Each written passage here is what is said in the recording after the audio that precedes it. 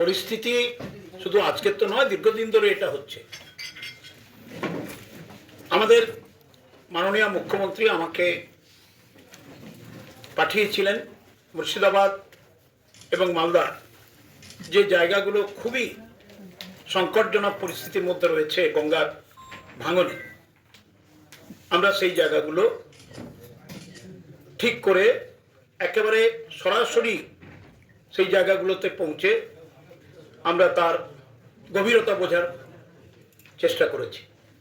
আমার সঙ্গে ছিলেন MOS সাবিনা দেবী, লোকাল MLA বর্ষিয়ান নেত্রী সাবিত্রী মিত্র, রাজ্যসভার সাংসদ মৌসুম বেনজির নূর, দীর্ঘদিনের জননেতা MLA সমরবাবু, মন্ত্রী আমার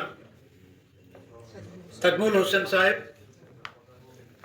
এবং DM সাহেব, অ্যাডিশনাল SP সাহেব, ADM সাহেব, আমার chief engineer, superintending engineer, executive engineer এবং এলাকার মানুষ।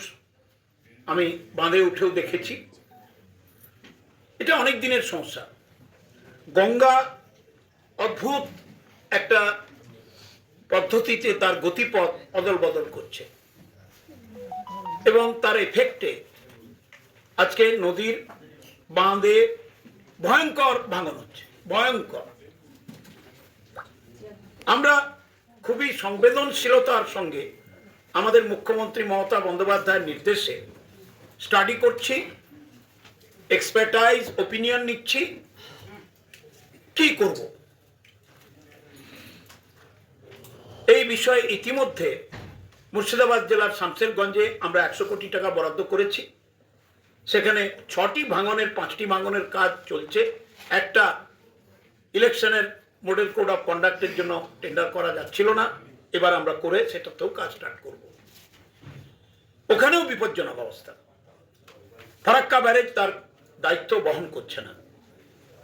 চুক্তি হয়েছিল ফরাক্কা ব্যারেজ ওপরে 40 কিলোমিটার, নিচে 80 কিলোমিটার, 120 কিলোমিটারের দায়িত্ব নেবে। কিছুদিন কাজ করছিল, বিজেপির আমলে, কেন্দ্রীয় সরকারের আমলে সেটা তুলে নিয়েছে। মাত্র 19 কিলোমিটারের কাজ হচ্ছে।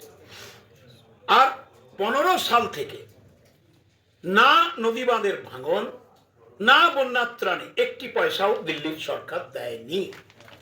আমার মাঝে মাঝে মনে হয় পশ্চিমবঙ্গ কি মঙ্গল গ্রহের কোনো একটা রাজ্য?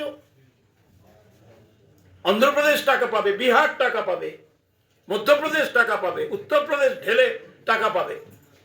মুখ্যমন্ত্রী মমতা বন্দ্যোপাধ্যায়ের মামাটি মানুষের সরকার বাংলায়, সেখানকার মানুষ ডুবছে, ভাসছে, হারিয়ে যাচ্ছে, সব হারানোর যন্ত্রণায় কাঁদছে। তারা কেন টাকা পাবে না?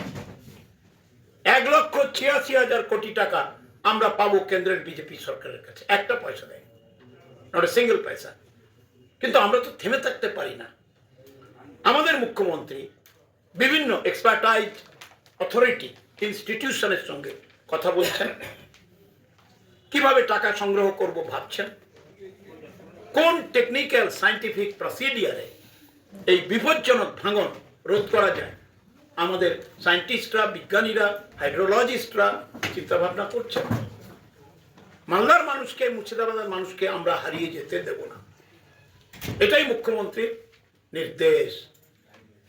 আমি সাংবাদিক বন্ধুদের কাছেও আবেদন করছি, যেখানে যেখানে খবর পাবেন, কারণ হঠাৎ ঘটনা ঘটছে, দুড়ুম করে বাড়ি পড়ে যাচ্ছে, ভার্টিক্যালি কোলাপস করছে, এটা বিপজ্জনক ব্যাপার হচ্ছে। তো সেগুলো আমরা নজর রেখেছি। আমাদের দপ্তর সার্বিকভাবে মালদা মুর্শিদাবাদের দিকে তীক্ষ্ণ নজর রেখে কাজ শুরু করেছে। উপরওয়ালার কাছে প্রার্থনা করি আমাদের প্রচেষ্টা যেন সার্থক হয়, মুখ্যমন্ত্রীর নির্দেশ যেন সঠিকভাবে পালিত হয়, মালদার মানুষকে, মুর্শিদাবাদের মানুষকে আমরা যেন রক্ষা করতে পারি। এই ব্যাপার নিয়ে আমি সরেজমিন দেখে গেলাম।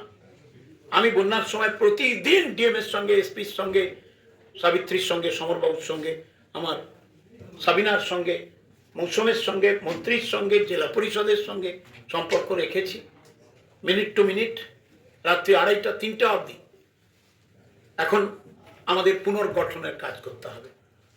দেখা যাক, সবাই শুভেচ্ছায় আমাদের মুখ্যমন্ত্রীর নেতৃত্বে আমরা মানুষের পাশে থেকে কাজ করব।